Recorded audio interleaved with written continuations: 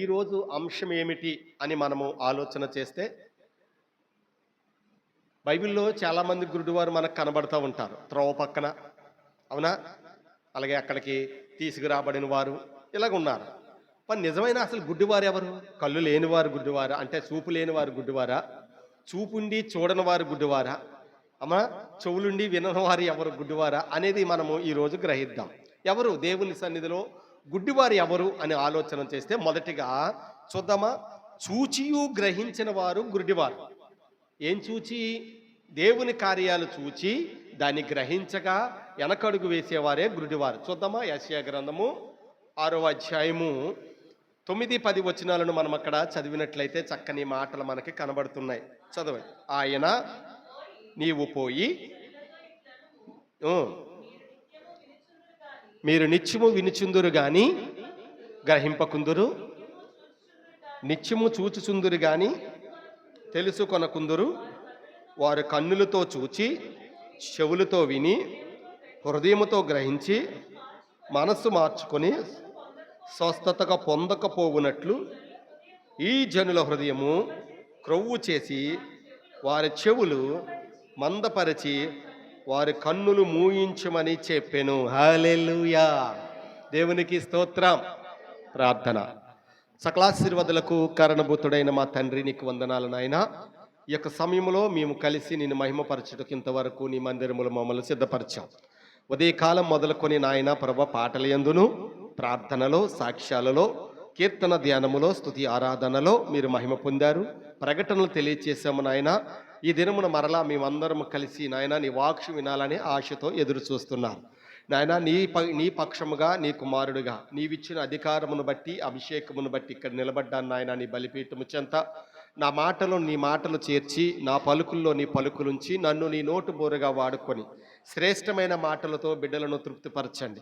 కొండ తేనెతో హృదయము తృప్తిపరచబడినట్లు నాయన, నీ వాక్యముతో నాయన నీ బిడ్డలు తృప్తిపరచబడినట్లు నన్ను నీ నోటు బోరుగా వాడుకోమని మీరు ఇక్కడ మహిమ పొందమని యేసు పరిశుద్ధ నామమున అడిగి వేడుకొనుచు ప్రార్థన చేయుచున్నాం పరమ తండ్రి. ఆమేన్.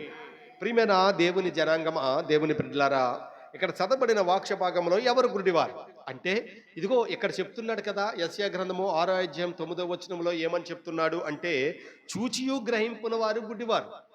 ఇక్కడ అంటున్నాడు కదా, ఇదిగో ఆయన నీవు పోయి జనులతో ఇట్లను మీరు సత్యము వినుచుందురు గాని గ్రహింపకుందురు.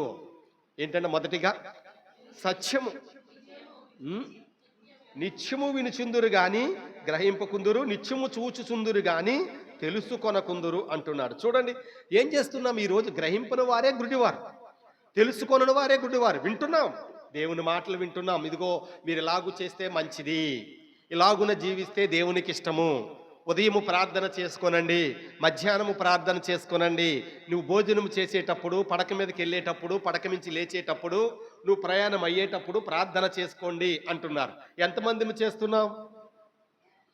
పనికి లేట్ అయిపోతుందంటే ప్రార్థన మనం చేయము. మంచిది, దేవునికి స్తోత్రం. అవునా కదా? పనికి లేట్ అయిపోతుందంటే ప్రార్థన చేస్తామా?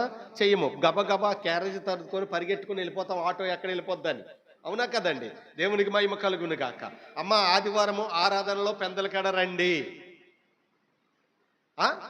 అప్పుడు ఏం చేయాలి? మరి వారం అంతా ఏం చేస్తున్నారు? ప్రార్థన చేయాలి. ప్రభువా, నేను సమయానికి దేవుని మందిరంలో ఉండాలి అని ప్రార్థన చేస్తే దేవుడు ఆటంకాలన్నిటిని తొలగించి నిలబెడతాడు. అలాగే చేస్తున్నామా అంటే, అన్నీ వింటాము, అన్నీ గ్రహించుకుంటాం, అన్నీ తెలుసుకుంటాం, కానీ పాటించం. మరి ఎవరు గుడ్డివారు?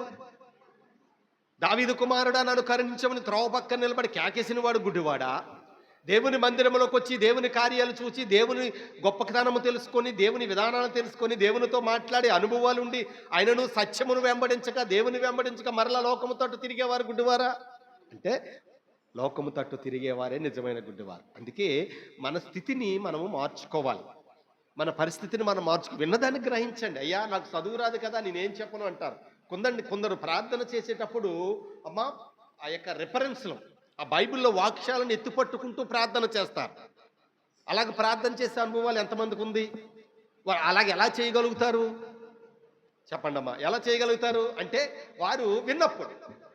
ఇప్పుడు ఆంజనేయులు గారు ఉన్నారు, చిన్న ఉన్నారు, అక్కడ ఉన్నవారు మగవాళ్ళందరికీ ఎవరికి చదువు పెద్దగా రాదు. ఓకే, వెంకటేష్కి వచ్చానుకో, ఆడు చదువుకున్న డిగ్రీ, దేవునికి స్తోత్రం. ఇప్పుడు వాళ్ళకి రాదు. ఇప్పుడు వాళ్ళు ఏం చేయాలి? ఇప్పుడు పెద్దవారైనా మీకు చదువు రాదు, ఎందుకంటే ఆనాడు పరిస్థితులు బట్టి తల్లిదండ్రులు మిమ్మల్ని చదివించలేదు. ఓకే, మంచిది. అప్పుడు మీరు ఏం చేయాలి? విన్న మాటను జాగ్రత్తగా వినాలి. హృదయంలో ఎక్కడ ఎక్కడ భద్రపరచుకోవాలి దాన్ని? హృదయంలో భద్రపరచుకొని, నా దేవుడు నాకేం చెప్పాడు ఈరోజు, నాతో ఏం మాట్లాడని గ్రహించి దాన్ని అనుసరించినప్పుడు నీవు దేవుని సన్నిధిలో ఆత్మీయ నేత్రాలు తెరవబడిన వాడిగా ఉంటావు. హల్లెలూయా, దేవునికి స్తోత్రం. అంతేగాని మనం విననట్టు ఈ చెవుని విని ఈ చెవులో వదిలేస్తే, అమ్మా చూచి కూడా గుడ్డి వారికి మాకేమీ తెలియదని కళ్ళు మూసుకొని ఉంటే, ఇప్పుడు పిల్లి పాలు తాగుతూ కళ్ళు మూసుకుంటే పిల్లికి చీకట కానీ యజమానుడికి చీకట ఏంటమ్మా? యజమానుడికి చీకట. అటు దుడ్డు కరచుకుని కొడతాడు. దేవునికి స్తోత్రం. హల్లెలూయా. కాబట్టి మనం గుడ్డివారిగా ఉండకూడదు. దేవుని సన్నిధిలో నేత్రాలు ఇప్పబడిన వారిగా ఉండాలి. దేవునికి మహిమ కలుగును గాక. హల్లెలూయా, దేవునికి స్తోత్రం. హల్లెలూయా. వెళ్ళిపోమనాలి సండే స్కూల్కి, వెళ్ళిపోండి సండే స్కూల్కి వెళ్ళిపోండి. ప్రియమైన దేవుని బిడ్డలారా,